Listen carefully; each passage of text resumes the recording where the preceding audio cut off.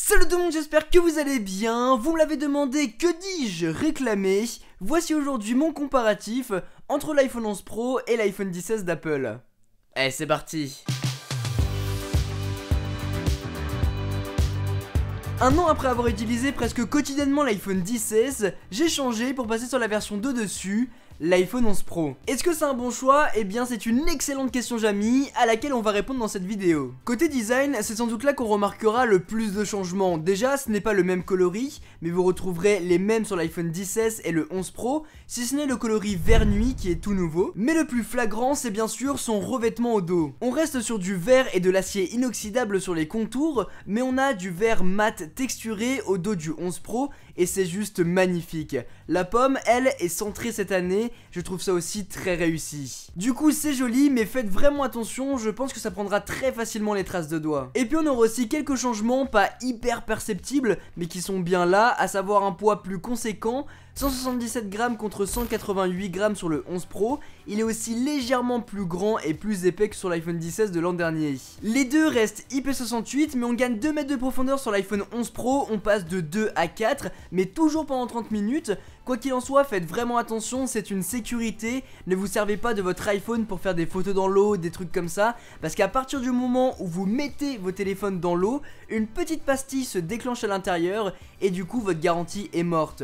Du coup, servez-vous-en comme une sécurité si jamais vous le faites tomber par accident et non pas pour vous amuser. Je le dis dans chacune de mes vidéos sur l'iPhone, quoi qu'il en soit, je tenais vraiment à vous le redire, donc faites attention, au moins c'est dit. Au niveau de la face avant, on reste sur le même écran OLED de 5,8 pouces, mais au lieu d'être en Super Retina HD, on passe cette année sur le Super Retina XDR. Parce que c'est Apple. En vrai, les changements sont très minces, presque imperceptibles, d'autant plus que les deux écrans sont compatibles HDR10 et Dolby Vision. De mon côté, j'ai les deux petites versions de 5,8 pouces, mais il existe bien évidemment la déclinaison d'au-dessus, avec l'iPhone 10S Max et 11 Pro Max, avec un écran de 6,5 pouces.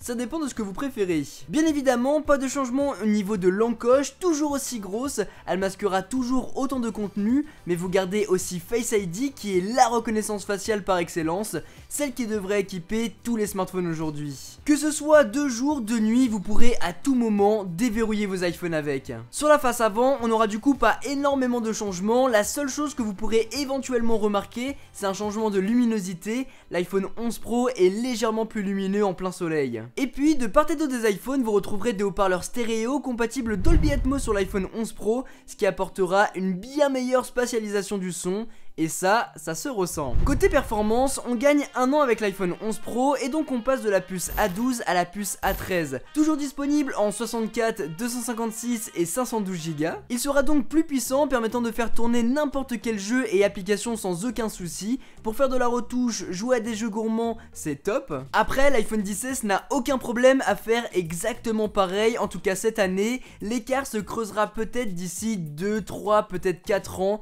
mais aujourd'hui, ce n'est pas le cas. Là où l'écart va se creuser dès maintenant, c'est au niveau de sa batterie. Apple a annoncé 4 heures d'autonomie en plus sur l'iPhone 11 Pro par rapport à l'iPhone 16 et on a réellement 4 heures en plus. C'est absolument fou. Là où je devais recharger mon iPhone 16 en cours de route pendant la journée, sur le 11 Pro c'est terminé et même vers minuit je suis à 20-30%, c'est juste hallucinant. Un changement qui fait vraiment plaisir parce qu'Apple rentre enfin dans la cour des grands avec un smartphone qui tient la journée au minimum et même sur l'iPhone 11 Pro Max, on va avoir 5 heures de plus par rapport au 10S Max de l'an dernier et du coup le changement est absolument fou. On a un monstre entre les doigts. Après, on garde la recharge sans fil et la recharge rapide sur les deux. La seule petite différence se fera à l'intérieur de la boîte puisqu'Apple fournit désormais un boîtier de recharge rapide. Finalement, les plus gros changements vont se faire au dos puisqu'on passe d'un double capteur à un triple capteur. Sur l'iPhone 16, on aura un capteur grand angle de 12 mégapixels et un capteur téléphoto de 12 mégapixels. Sur l'iPhone 11 Pro, vous mettez la même chose avec le supplément fromage, puisqu'un ultra grand angle de 12 mégapixels a fait son apparition. On aura du coup un capteur supplémentaire permettant d'ajouter un outil supplémentaire à notre palette de créativité, mais sinon on garde la même qualité excellente sur les deux smartphones. On retrouve du HDR d'un côté et du Smart HDR de l'autre, sinon le même contraste, les mêmes détails et couleurs sur les photos.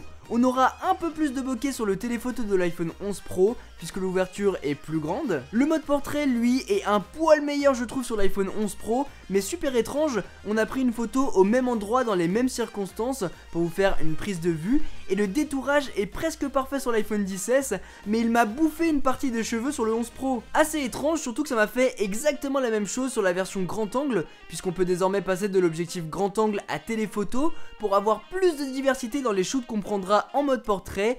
Et vous voyez que l'iPhone confond carrément mes cheveux avec la maison derrière. Après, le mode ultra grand angle sur l'iPhone 11 Pro est très cool à utiliser, à voir dans quelle situation. Et puis surtout, on a désormais un mode nuit permettant de faire des merveilles en basse lumière. Et puis pour faire des pauses longues aussi, pour voir les étoiles. C'est assez impressionnant ce qu'on peut faire aujourd'hui avec son iPhone. Côté vidéo, on passe de la 1080p à de la 4K 60 fps sur la caméra frontale de l'iPhone 11 Pro. Et voilà ce que ça donne. Comme vous pouvez le voir, je filme avec la caméra frontale des deux smartphones et vous voyez que déjà, on a un plus grand angle sur l'iPhone 11 Pro qui est juste là, alors que sur le 10S, c'est pas le cas. Je pense que c'est du coup dû à la 4K 60 fps qui a été intégrée et la qualité est quand même bien meilleure, regardez ça.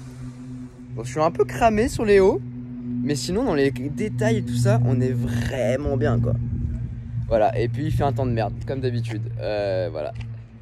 Mais je suis vraiment content de cette 4K. Un mode ralenti aussi a fait son apparition et ça s'appelle les slow fizz. Je vous ai montré comment ça fonctionne dans mon test complet de l'iPhone 11 Pro et c'était vraiment fun à utiliser. Après, pas sûr que je le réutilise. À l'arrière, on garde de la 4K 60 fps sur les deux smartphones, sauf qu'on peut désormais utiliser l'objectif grand angle, téléphoto et ultra grand angle pour tourner avec. On peut même passer de l'un à l'autre pendant le tournage. Et puis, petit truc sympa qui a été rajouté, on peut maintenant rester appuyé sur le bouton de déclenchement pour faire des mini vidéos, un petit peu comme Instagram finalement. Voilà en tout cas les amis pour cette vidéo, j'espère vraiment qu'elle vous a plu. Si c'est le cas, n'oubliez pas de mettre un gros pouce bleu, de vous abonner et d'activer la cloche pour ne pas manquer toutes les prochaines. Au final, on reste sur deux smartphones relativement identiques cette année.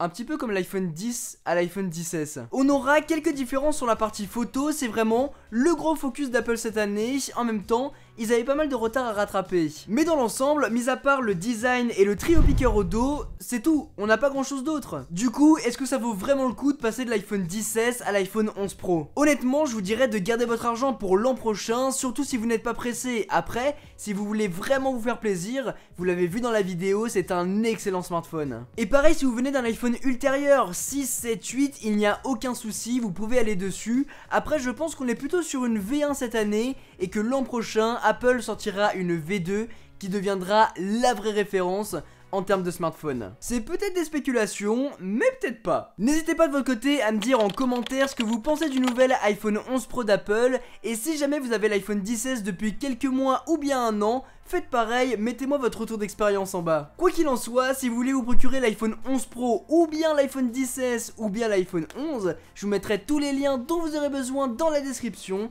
Sur ce, c'était Quentin, passez tous une très bonne journée. Tchou!